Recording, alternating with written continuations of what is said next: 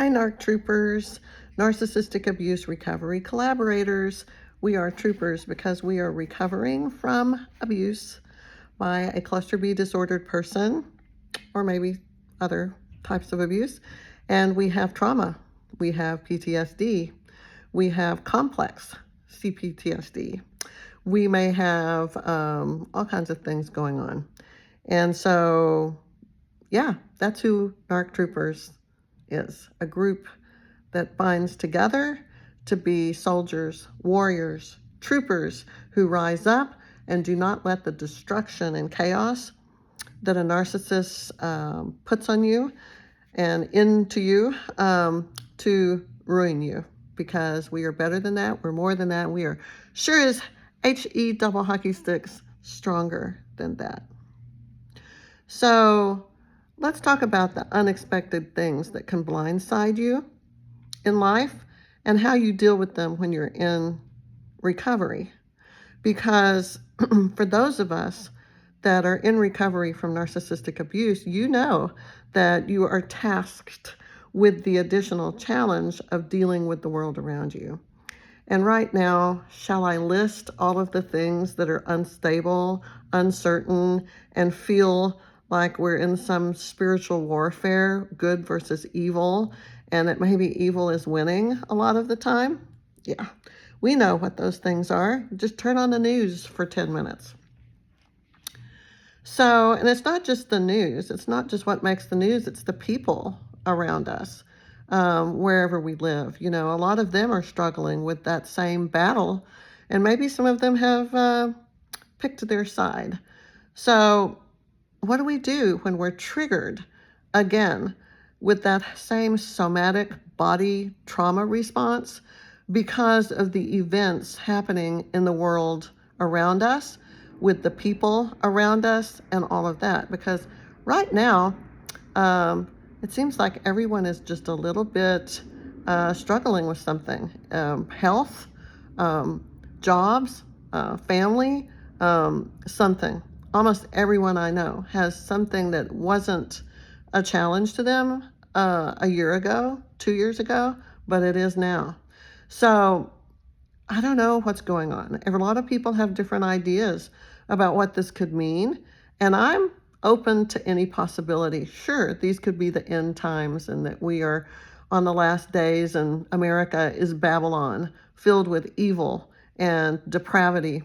Sure, maybe that's not going to happen, and maybe we're going to have to duke this out for a few more centuries or millennia, or however long extreme climate changes don't wreak havoc on us.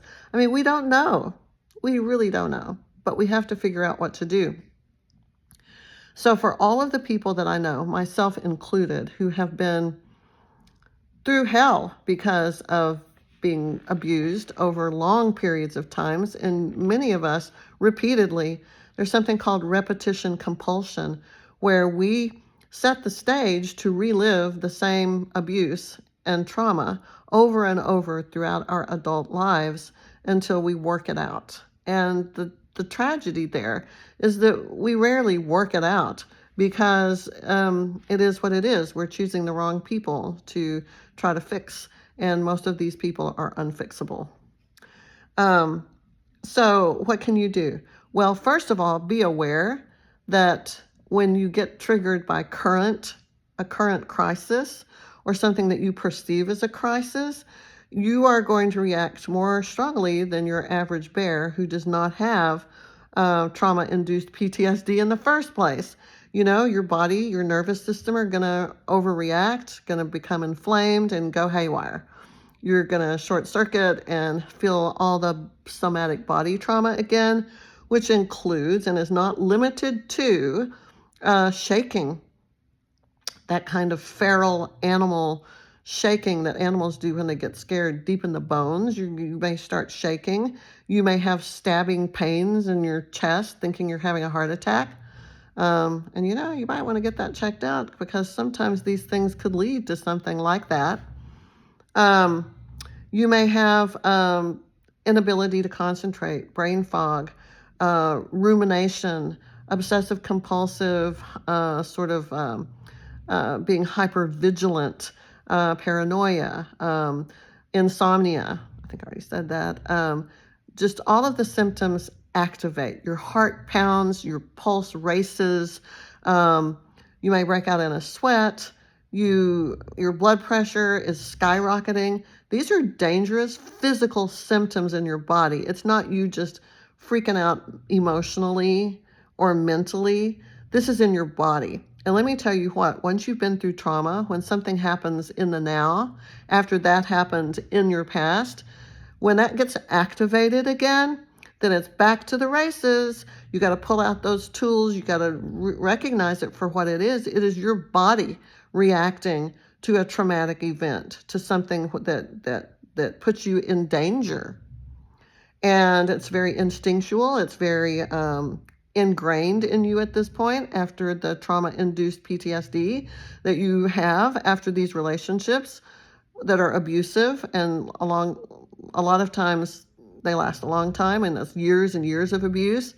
Maybe you had years and years of abuse before that with parents and other caregivers that abused you. It is awful. Sometimes I think that those of us who've had those lives have a bullseye on us, or a magnet that attracts more trauma, as if we haven't had enough for 10 people in our lifetimes, right? You feel me? So when you are activated again, you have to remember you got to do something. Call your doctor, get some help, because having that rapid heartbeat pounding out of your chest, the inability to breathe, hyperventilating, can't swallow, can't breathe, can't eat, can't move, you're paralyzed with fear, and you're having those body symptoms in your physical body that are affecting your physical health, then this is no longer an emotional response or a mental psychological response or just a logical response to some danger or chaos that presents itself in your life. It becomes life-threatening. Seriously.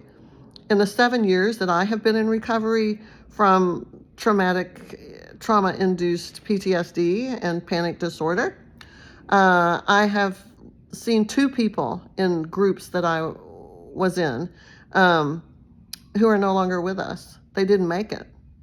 So this stuff is for real. So, this is a 911 moment for self-care and beyond self-care. Forget self-care. That's not enough. You've got something going on that is bigger than you. It is horrific, and you have to get help. You need to call in all of your support, all of your team that is your support. Tell them what's happening. Do breathing together, pray together, take walks together. Do those things where they come together and help you through this, because I really don't think we're designed to go through this alone. It takes a tribe. And then call your doctor. Maybe they can give you a little something to take the edge off so that you can have the space to deal with it, with the walks and the friends and the support and the team. If you have a therapist, do double time. Say, I need an extra appointment this week. Yep, that's what you have to do. And then be frank with them. Be honest and say, I'm feeling it in my body. That trauma is reactivated. I need help. So there is no shame in that. It's not your fault. Shame on the people that are the disruptors and the chaos creators and the people that have some sadistic pleasure because of their ego and power that they may have, that they are abusive. Shame on them. I think karma and God and all of that will deal with them later. Right now, focus on you. There's no space for anger. There's no space for fear. There's no space for all of that, because you now have that somatic trauma activated again. Yep. And there's nothing you can do to control the people that are the disruptors, whatever it is. It could be, something political, something in our country, something in another country, something at your job, something at home that sets it off. It could be so many different things, but whatever it is, you can't control that. You have to control your response to it. And it could be a matter of life and death. So get busy with that today. I wanted to keep this under 10 minutes, and it looks like I'm going to make it. Snaps for me. Hang in there, guys. We're going to get through this. My son told me something today. He said, life is precious and it's short. He told me this today. Life is precious and it's short. Do not waste any percentage of your life, any minutes or hours of your life having turmoil and chaos that can be avoided. Be calm and peaceful and find joy and happiness. He said, Mom, you don't have a whole lot of time left. You need to get busy doing that right away.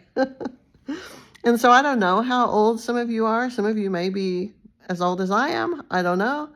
But whatever your age, time is of the essence. It is precious.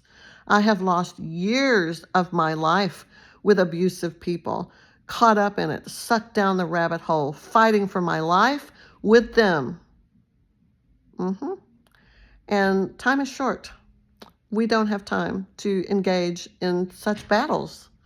Just name it for what it is. This person or these people or this entity, this group, are beyond reason. They are out of any sense of empathy, compassion, or mercy. They're not working with the same brain that we are. They're not working with the same heart that we are. So let it go.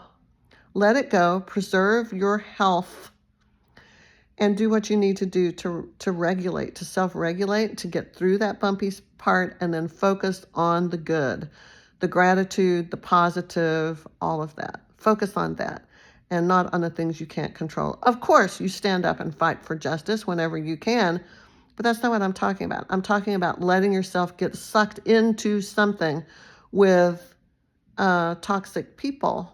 Do not go there. Just let it go. Do not engage and save yourself, right? It sucks to be them, and in many ways it does. And we know, Joy, we know what we need to do here. So let's just get it done, okay? Roll up our sleeves. So no matter how bad it gets, wherever it is that it's getting bad, remember this and protect yourself. Much love. Bye-bye.